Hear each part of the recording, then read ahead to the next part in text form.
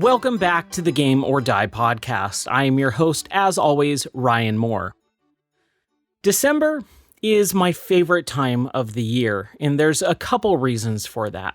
One, it's my wife's birthday. Two, it's my anniversary. Three, it's Christmas, which is my favorite holiday of all time ever by a long shot. And then also, I don't remember what number I was on, but the next reason is because I actually have a job where December is our slow month in the year, and I have actually been able to stay at home for the last month and a half, and it's been really, really, really, really nice and enjoyable. I've been getting a lot of stuff done throughout the house. And decorating, putting lights and Christmas ornaments up, and just decorating the house for Christmas time, the day after Thanksgiving. But also, I'm getting a lot of projects done around the house. Things like putting up shelving units, building things, and just taking care of our animals. We built a duck coop that we're finishing up, hopefully in the next couple of days. We had a tornado watch and warning just a couple days ago. And so there's been a lot of just life happening, and I've been spending a lot of time playing video games in the times that I'm not working, which is really, really enjoyable because I've been traveling back and forth across the country so many times this year that I just needed a little bit of me time. And that me time has been used up by doing projects, making videos. I've been doing a lot more video production. So if you want to check out some of that stuff, I did a review on Peter Jackson's The Beatles Get Back. And man, so if you don't know what this is, Peter Jackson took old footage from 1969 and reused a lot of the stuff that wasn't used before into a 3-episode miniseries documentary that I believe they released it on Apple TV or whatever they are calling their subscription service. But man, I was really bummed out about it at the beginning. And the reason why is because there was this, not rumor, but because it was fact that it wasn't a movie documentary like I thought it was going to be. There were so many hours of footage that needed to be shown to show this whole story of how basically the Beatles broke up. Or started at least breaking up. And they said that it's not going to be a movie, it's going to be a TV show. And I went, okay, because I really do like TV shows because instead of movies, because it does allow the story to progress and move at its own pace, as opposed to a 2-hour, 2.5-hour movie where you're cramming so much information as quick as possible and moving on to the next plot point. Movies have just gotten way too complicated to be shown in that format. So most stories need to be told in a TV type style format. Anyways, long story short, I heard that it was going to be a mini series of 3 episodes. I went, great, I'll just binge it all. It's going to be 9 hours long. This is going to be great. And they said it's going to release on Thanksgiving Day, and then it's going to move on to over the course of 3 days. And I was like, oh, I hate that streaming services like Netflix started the whole, we're going to launch our new season of TV all at once. So you can just watch one episode right after the other, which I do get why people don't like that, because it doesn't allow it allows people to binge watch it, but as soon as they're done until the next time the season shows up, which is usually a year or 2 or 5, depending on what show it is. So I get why people don't like binge watching, but I personally prefer a series binge watch as opposed to a season binge watch. Again, that's neither here nor there. The Beatles Get Back, I did a review on, so you can hear my full thoughts on that if you want to go check out that video. It's really cool. You can just search my name, Ryan K. Moore, and my channel will show up, and it's got a bunch of goofy videos. But I'm also doing some serious stuff as well because, hey, I like to play around, I like to be goofy, but I also like to do some serious stuff every once in a while. So, like I said, I've been playing a lot of video games. The first one that I want to talk about is Forza Horizon 5. I'm not a big car guy, especially simulation style racing games, which Forza kind of split into. It first started off as that simulation racer that was supposed to be Microsoft's answer to Gran Turismo.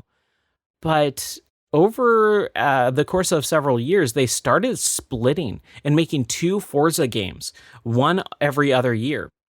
They made the simulation style Forza Motorsport, and that's the type of game style that racing game that I do not like. I don't like simulation racing. It's not fun to sit there and tinker with a car for hours and hours and hours, race around loop races most of the time, and just feel like the cars don't feel fast. You're going 60, 70 miles per hour in a car racing around a big loop. That doesn't feel fast. Even if you're going 150, it doesn't feel fast in those cars. There's no sense of adrenaline. There's no sense of enjoyment that I personally just don't enjoy. I have a lot of people, my friends, one friend in particular, my friend Brendan, man, I love him to death. And I think I've told this story on the podcast before, but he loved Gran Turismo. We actually went in on buying a PlayStation 2 together. It was the one system it was too expensive at the time. I was a kid. I was still in high school. And my friend Brendan and I said, we'll split the PlayStation 2. You cover 50%, I cover 50%. And every week we'll trade off. And so we got the PlayStation 2, we got Gran Turismo 3, and he played that game more than I've ever seen anyone play any game ever in my entire life. Man, that dude just played that game till it was 100% completed. He dumped like several hundred hours into that game, I believe, all said and done. So I get that people like that type of style of racing. It's just not for me. I just don't like it. I think part of that game was really fun, which was the rally racing. I love rally racing. I think that's way more enjoyable. So Forza was originally that style of Gran Turismo simulation style racing. And then for whatever reason, they split off into the Horizon series. And I didn't know this at the time because I was just so in the mindset of, Forza, whatever, who cares?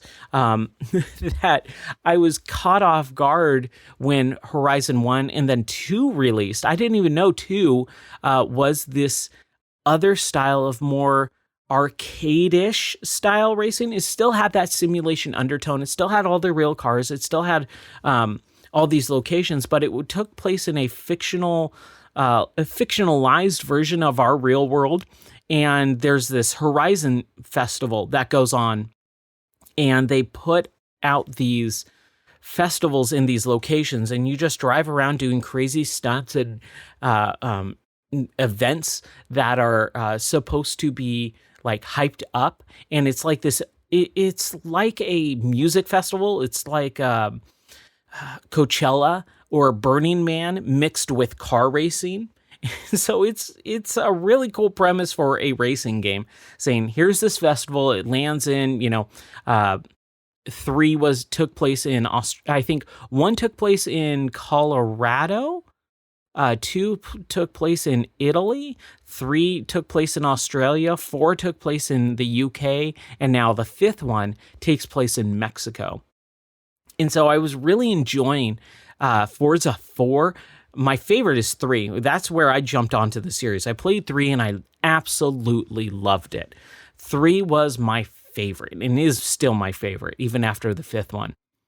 I think Australia just was a really enjoyable environment. It had a lot of different types of environments in that whole map. You had the rainforest location, you had the desert location, you had the city location, and you just drive through all this stuff over and over and over again.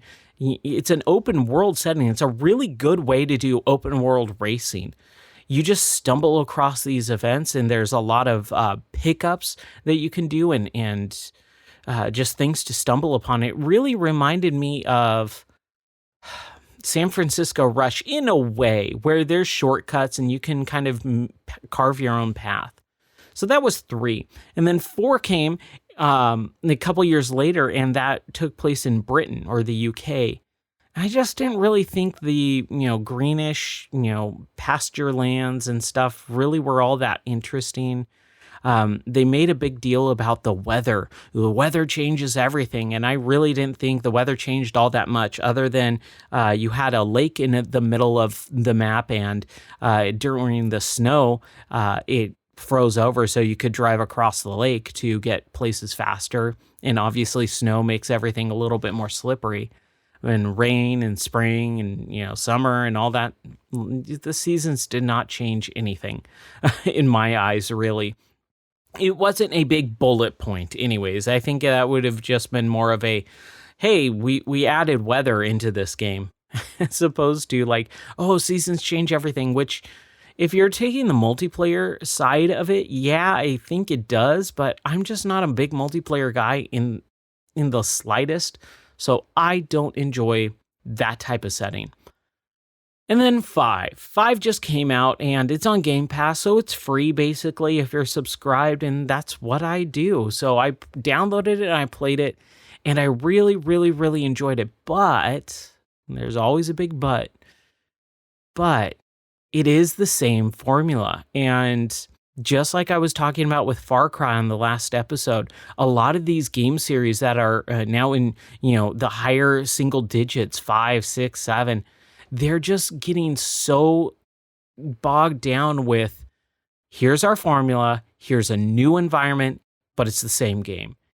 And I'm just kind of tired of that. I'm tired of, I am the racer, I am the dude, I am Ryan, the crazy person who has the greatest skill of all racers combined, and everyone is just crapping themselves over the fact that I am doing so well in all these races. The races are pretty fun. There's a ton of different ones, and some races are locked to specific vehicles and all that. I don't really need to go into it because, again, like I said, it's the same formula. If you don't know the Horizon series, it's a racing game, but it's amped up. It's taken to the next level. It is way crazier and more enjoyable. And I love that game. I dumped like 50 hours into that game. Maybe not 50. I can't remember exactly how many, but it was a lot. It was at least 30. 30 to 50 hours of racing. And I did all the main events. I did all the side location stuff. I did all the I spent, I'm pretty sure it was over 50 hours of playing that game, because there's a thing that pops up every time you drive a new road. It says you accessed a new road or you drove a new road, and it gives you a total number of roads in the game. And I believe it's 525, somewhere around there, 527 or 28 roads in that game that you can drive. So over the course of like a couple weeks, I drove around the entire map, driving every single road with my cars. And I had a blast doing it, listening to the music, stumbling upon stuff, kind of veering off the path, going back and driving a road and going to the next area and doing all the roads in that city or little town. I really, really, really enjoyed it. It was also funny because the game is always online, and you get dropped into this world where you're playing on a server with a bunch of other people.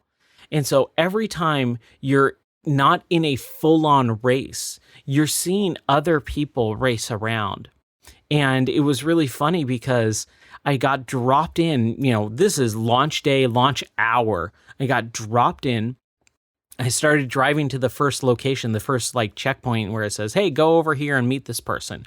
So I'm driving around, and I'm driving on this road, and I see 10 cars barreling straight at me. And I'm like, oh my gosh, is a race going on? And a race totally was going on. And I see a bunch of cars kind of trying to swerve out of the way of me. And as they get closer and closer, right before they hit me, they turn transparent.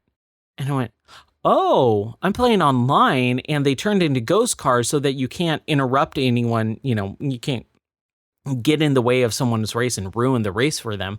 I thought that was really smart. I think that's a really cool way to do that type of online game. Everyone's online, everyone can see everyone, but you can't get messed with. And that's what I really like about that type of stuff. I think you should be able to opt into that, which you can. And I did that a couple times too, where I was driving around. They have this drag strip, and I saw someone in some, crazy greatest Lamborghini that you can get in the game. Obviously, we're super high level, and I had a DeLorean. It was a souped up DeLorean. I'll be honest. I can hit one of the top speeds in that game with my DeLorean because of you can actually download other people's man, why am I forgetting the word? Tuning for the car. So they specifically tune it so it gets the highest speed and, acceleration and all that type of stuff. So I did that with my DeLorean, and I drove the DeLorean around. And I had a blast with it. But I saw this guy, and he was at the beginning of the drag strip, and he was kind of just smoking his tires, doing donuts. And I went, And so I kind of honked at him, pulled up next to him, honked at him, and we both got in position. And then, we were honking our horns, and he honked his horn, and 3, 2, 1, and then he started going. So I went, oh, okay, and I started going, and he beat me, but I wasn't too far behind. I was about a second behind, or maybe even less than that. I don't know. But I thought that was really fun that you could just interact with people if you want to, but at the same time, you don't have to, and it's opt-in. And I thought that was a wonderful way of making this game multiplayer and single player at the same time. But like I said, the formula's gotten old, the story mode has gotten old. I just don't care about any of these douchebag characters either. They're all, hipster, wannabe, hype people, and they all use the hipster slang. And I just was like, man, I hate these people so much. But I will say, I think that there is a way to change it to make it really enjoyable. Because you are the top of the top of the top racers, you should not be allowed to race anymore. I think it would be really cool. This is my idea for the next Forza Horizon. The new plot is that you are the event planner. Instead of people telling you, hey, here's the event, go out and do these missions we set up, you should be able to have an open world and be able to go around to different locations in maybe a couple different maps, and you can kind of fast travel between the couple different maps and have this open world and be able to scout festival locations and be able to say, all right, I want from this point to this point. And you drive the location, you drive the route, set the route and set the timer and all that, and make it almost like a level editor. I hate level editor games where it's a primary function like Mario Maker and stuff. I don't think those are games, those are level editors. But I think that would be really cool and a really interesting way to get the story mode back to where it should be, which is, really fun and enjoyable because, like I said, it's just the same old formulaic thing over and over again for the last up to the last 5 games. It could be less than that because, like I said, I never played 1 and 2, but 3, 4, and 5 all have the exact same story. You are a racer, you're the greatest in the world, and you show up everyone's super impressed by you. And it's I don't care. I don't need to do stupid dancing emotes. Oh my gosh, take those out of the freaking... Dancing emotes should be taken out of every single game of all time forever. They are stupid, they are dumb, they are retarded, and I hate them. Ugh. Oh my gosh, I hate those stupid things. Anyways, another game series that I've been playing is the Metroid series. I have fallen head over heels with the Metroid series. I don't know exactly how, but I think it's a combination of because Metroid Dread came out in October, and I saw it and I was like, oh yeah, that sounds interesting. I saw a couple articles saying, oh, you can play it on an emulator in 4K and it runs perfectly in 60 frames per second. I went, ooh, okay. if I would ever play that game, I would definitely play it on an emulator. That's good to know. Because I played with Yuzu a lot, but I just don't open it up because there's just not a whole ton of Switch games that work perfectly still. But for whatever reason, that one does. So I went, oh, okay, whatever. And then I saw a Reddit post also saying, here is the guide, the timeline to play all the Metroid games and the timeline for those. Because there's a lot. There's Metroid 1 on NES. There's Metroid 2 on Game Boy. There's Metroid 3, which is Super Metroid. There's Metroid 4, which is Metroid Fusion. And then the fifth one, the new one, which is Metroid Dread. So there's 5 main games. And I was like, man, I really want to get into the Metroid series. I tried a couple years ago and I got about an hour and a half into it and just kind of fell off because I was so tired of getting stuck. So I was like, man, there's this guideline and I just don't want to play Metroid 1 because I know Metroid, and I want to do it in chronological order. If there's a series of games, I'm going to start with the first one. But Metroid 1 sucks so much, and I know it's very difficult because of the map. There's no real map in the game. You have to draw it on your own and all that. But this guide, this timeline that I saw on Reddit, this picture says, oh, there is a remake for Metroid 1 and Metroid 2. Metroid 1, Zero Mission. I went, oh, that's right, Zero Mission. That's what Zero Mission is? Because I never really understood what Zero Mission was. It's a remake of Metroid 1 on Game Boy Advance. And I was like, no way, I did not know that after all these years. I owned that game. I've played part of that game or whatever, I think, back when I had the Games for You store, but I don't think I ever really understood what Zero Mission was. I know Zero Suit Samus shows up in that game, but I didn't really know what it was. So I loaded it up and I started playing it and I played through the whole thing and I went, no way, I could do this. I feel really good. And so I started trying to play Metroid 2. And Metroid 2 is a really weird game because it is a original Game Boy game.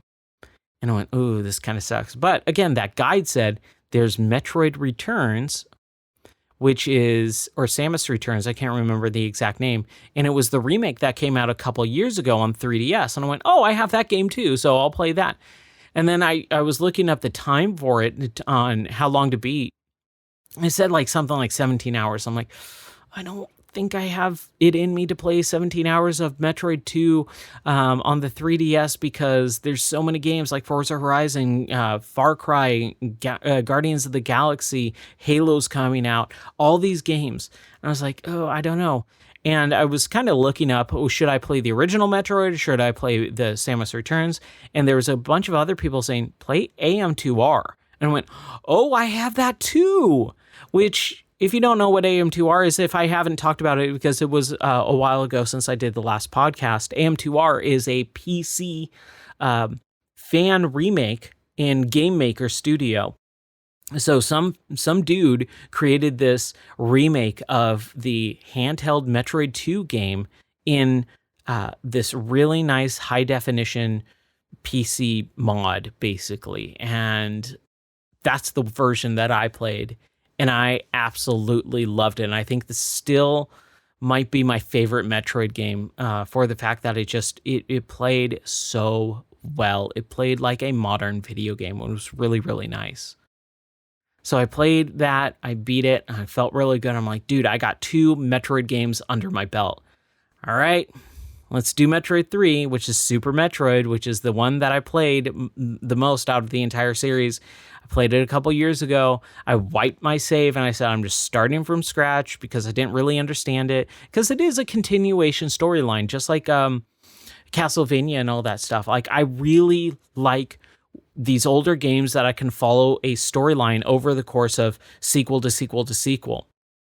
So I just wiped my save, started clean, and I got really frustrated at certain points because, again, that's what I don't like about those games and that's why I dropped it in the first place. And that's why when my friend Andrew was playing it when we were kids, I never really got into because, it's all guesswork. There's a lot of guesswork in that game where you are just rolling around on the ground, bombing every single block that you can on the ground and on the walls and in the ceiling to find the next area to go. The game does not hold your hand at all. And I'm not saying I need games to hold my hand. I'm very capable of beating a game on my own. But there is a difference between holding your hand and not giving you any clue on what to do on this gigantic game with this crazy map that there is so many secrets that they don't tell you. They don't tell you how to do the certain moves in the game, and there's no way for you to know unless you looked it up. There's zero way.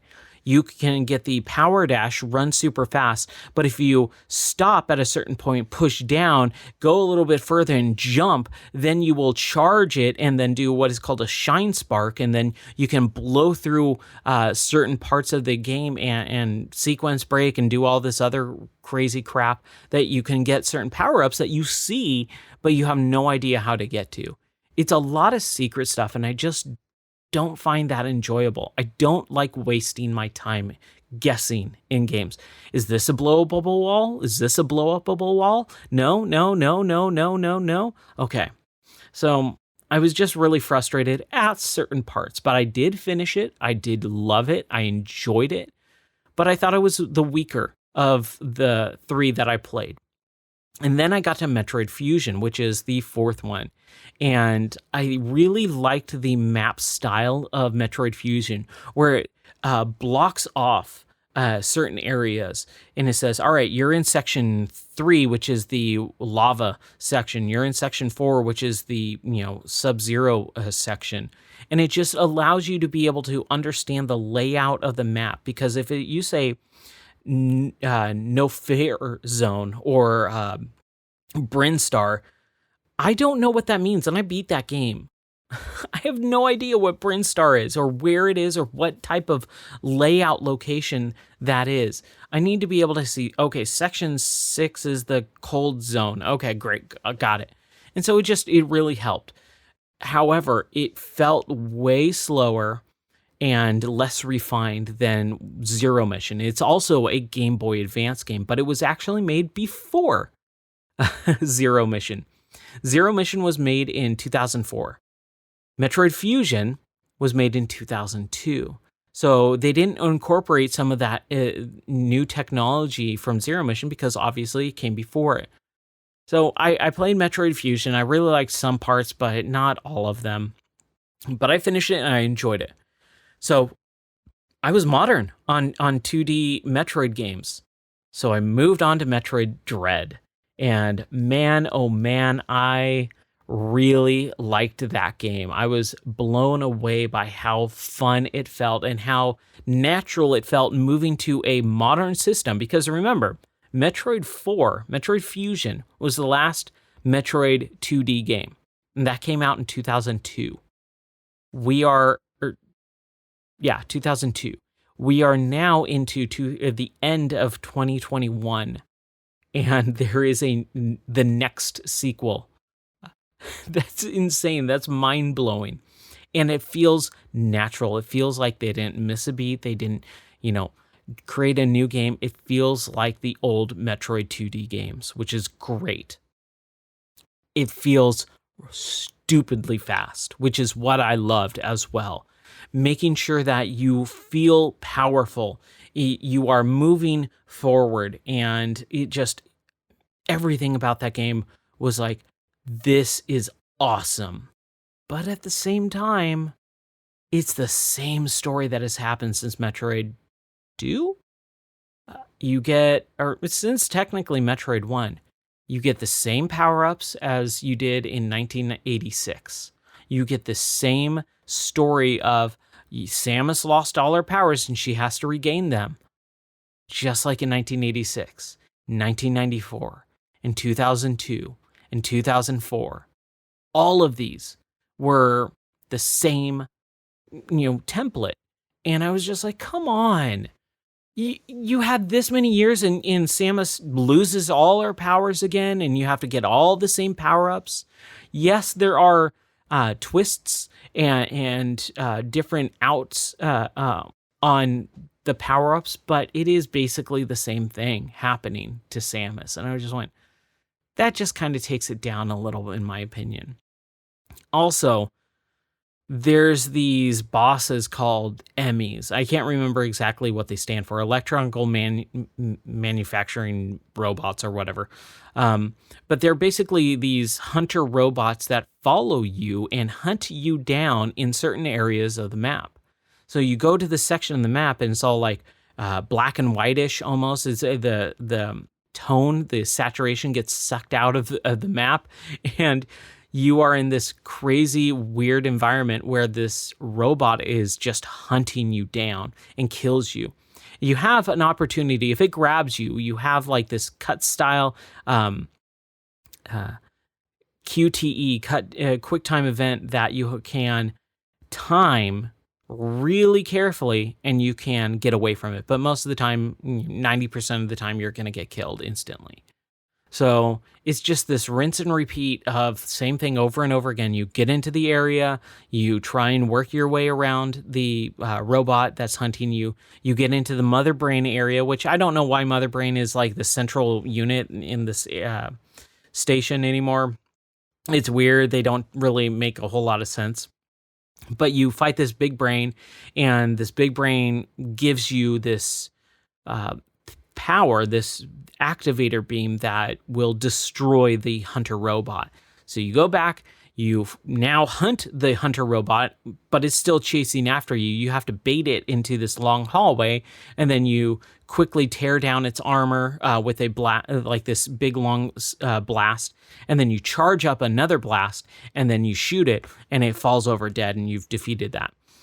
And it just felt really forced at some points, like, here's another Emmy fight, here's another Emmy fight, here's another, and there's only like 6 of them, but it just, again, it falls into that template style of gameplay, and I was like, man. And another thing is this game should have been called Metroid Boss Rush, because that's exactly what this game is. It felt there was way too many bosses in this game. Mini bosses, sub bosses, whatever you want to call them. The Emmys are bosses. You have bosses. Grade shows up and stuff like that. And I was like, oh, that's really cool that they continue to use these characters. And they're really interesting and cool looking cutscenes. And even the boss fights are actually really good. I really struggled with the last boss, and I'll talk about that in a moment. But there's just so many boss fights. You're walking in and you get ambushed by these 2 robot bosses, warriors, and then you just keep getting ambushed by boss fights when you're trying to explore, and it just kind of soured me just a little bit. I just didn't like that portion of it, and I was like, man, this would be so much better if I could just explore a little bit more. And it's a pretty short game, all things considered, too. For how big the game felt, it actually, as I got to the end, and I went, wait, that's it? I thought there was going to be at least like 9 more hours of exploring and doing all this stuff. I kind of hit everything fairly easily. It was a pretty easy game, except for a couple boss fights, and that's it. I only died on the Emmys, and I only died on the bosses. Which I said there are a lot of bosses, but not all of them. I did beat a fair few first time through. But the last boss was the most frustrating part of the game for me, because I got to the boss. I went, okay, this is the final boss. I died 1 or 2 times fairly quickly, because it's all about pattern memorization. So I started memorizing patterns. I got to the 3rd and final phase of the boss on my 3rd attempt. And this happens with pretty much every game I ever play that has boss fights in it. And this is why I don't like boss fights. I usually almost end up beating the boss relatively quickly, like within the first couple of tries. And that's what happened. I got all the way to the 3rd phase of the boss, and I was like, man, I'm going to do it. I'm going to beat him on my 3rd try. All right. And then I ran out of ammunition. I ran out of missiles. And I had a lot. I had like 150 something, I think. missiles, and you use the missiles to kind of wear down his armor and stuff like that and go to the next phase. And I ended up getting no ammo. I lost all my ammo. I used it all up, and there's no way to regain ammo in this one final section. And then they give you this big circular sky sun type enemy that shows up in the third phase while you're trying to fight the final boss. And it does this like bullet storm, bullet hell type of configuration. And I was just like, I can't do this. So I died. It was just too much. I was already, stressed out. I was already, 15 minutes into that fight or whatever. Died. And then I ended up spending an hour and a half trying to beat him after that. In an hour and a half of getting to the maybe second phase. I didn't get to that third phase until like an hour later. And then I in between, I stopped playing the game. I was just like, you know what? I'm too fried. I gotta, take a walk. I gotta walk away from this fight for a little bit, come back renewed. And I did. I didn't wait all night. I walked away and got some late dinner and fought him like maybe an hour and a half later or something. I watched some Simpsons or something like that. Came back and bam, beat him relatively quickly after that. Maybe a couple more tries, got to the third phase, learned the third phase well enough, conserved my ammo in certain spots and beat him. And I really, really, really, really, really liked the game. It's probably my second favorite Metroid game. I think Metroid, if I had to rank them, I would do AM2R. And yeah, I know a lot of people say that's not an actual Metroid game, but it is, you give it to me. AM2R, just because it's modern, it feels super crazy and fast. I think I might put Dread in second place, but if I don't, it would be Metroid Zero Mission. Zero Mission is just perfect. It is absolutely perfect in so many ways, and especially because you finish Metroid, the game, and then you get this DLC almost, this expansion pack of Zero Mission where Samus gets shot down, she loses her power armor, and that's where the Zero suit first shows up. And you're basically doing the stealth mission through this space pirate ship, and then you have to slowly regain your armor. You get all your armor and your power-ups, and then you take the, space pirate ship down and stuff like that. I thought it was fantastic. So that was my Metroid excursion, and now I'm starting Metroid Prime series, because the Prime series is technically a totally different timeline, and I'm doing Metroid Prime 1, 2, and 3 in VR. And that is so much fun. It is so enjoyable. I got to do a video on it at some point because it is just rad. I love VR, and I hope everyone tries it at some point. It's life-changing in a way because you view video games so much differently when they are on a flat screen as opposed to being inside the world. And you don't need to tell me, or you don't need me to tell you about it. I'm sure I've gushed over it over the years on this podcast, but VR's rad. And then the last game I want to talk about is Deathloop. It's a game that I did not think I was going to get into because it's an arcane game, and I don't really like arcane games. I wanted to really like Dishonored. The art style was what drew me in, and also the trailer where they were singing the whaling song, What Do You Do with a Drunken Sailor? It captivated me instantly. But as I played it, I was like, this is more stealth, and I'm not really stealth mechanic type of person. And then also it was like, it kind of discouraged you from killing people because you have the rats that show up as you kill more and more and more people in the plague, and you get a bad ending if you kill people. And I was like, that's kind of dumb.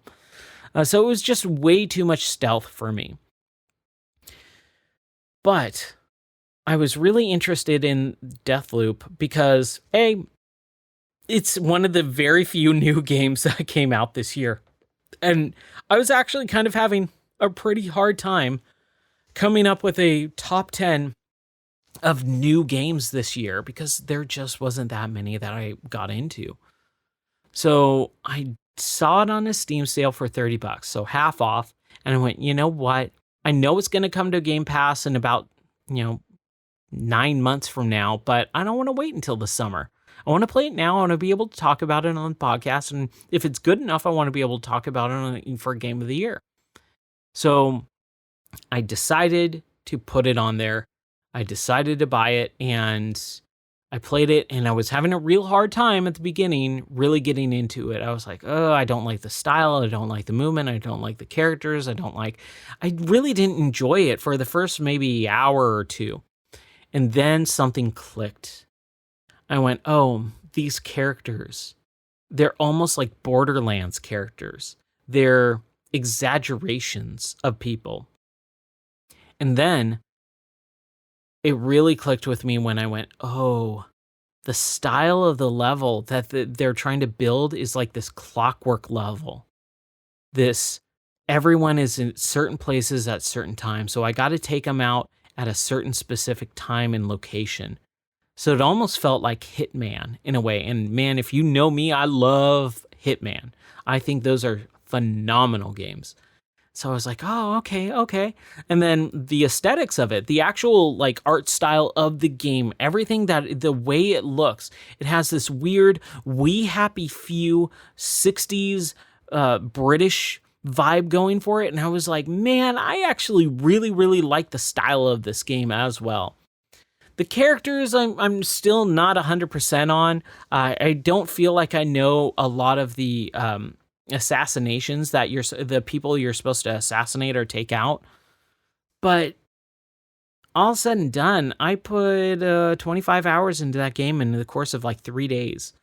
So I really enjoyed it, and it's gonna probably, hopefully, be in my top 10. And with that, I'll leave on this little note of this will be the last podcast for the year of just normal podcasts. And then next episode will be episode 53 will be Game of the Year, which I'm super excited about. It's going to be a long one, just like always. And I'm just going to go through all my games, my top 10 games of this year. Originally, when I first started going, okay, I got to start getting into Game of the Year mode, was about the summer. And I was starting to put together my list of games that I played. And I didn't play a whole lot this year. I normally play around over 60 plus games to completion. I'm not just talking pick up and play for 5 minutes. I'm talking about I pick it up, start from the beginning, and finish it. Or at least, start and finish a game. And I keep a catalog of that. And it's usually about 60. It's about 40 at this point. And one of the reasons is we moved across the country this year. I also traveled so much more in my entire life compared to my entire life than this year. This year I traveled across the country about at least 20 times. So it was about 2 times a month at least. There was a couple of months where I was three weeks out of the month. I was in California traveling. So I just didn't play a whole lot of games this year. And then also game companies got shut down and everyone's working from home for the last 2 years because everyone's an idiot, and games haven't been coming out like they used to. And I feel like we're not going to see that just blown out of not blown out of proportion, that's the wrong way of saying it, but just not the tidal wave of games throughout the year like we used to. I think it's going to be a lot more subdued over the next, probably forever, if I want to be honest. I think big AAA games just don't come out often anymore, and now with all the crap that's happened over the last couple of years and people working from home more frequently and more, staying at home, I think it's just we're gonna see less and less video games come out that are huge, multi-billion-dollar games come out. I think every studio is gonna have maybe like 2 to 3 games a year, and I think the majority of studios will have that, or publishers, whatever you want to call them. But that's a topic for another time. I will do the Game of the Year podcast next episode. I hope you guys listen to it. Thank you very much for listening. I've been your host, Ryan Moore, and this has been the Game or Die podcast.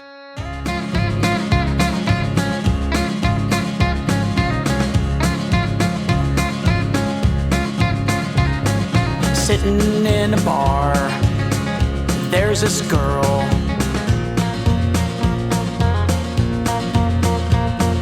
She demands a smoke. Hey girl, you're a joke. And I say, you have no class. You have no style. You have no respect for me. Sipping my whiskey, she sidles up.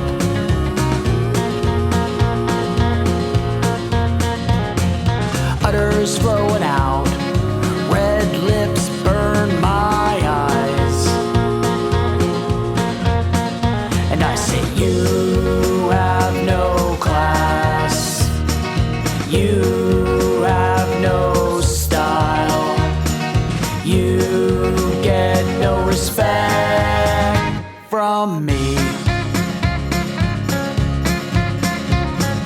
There's a Navy boy, he's quiet in the corner.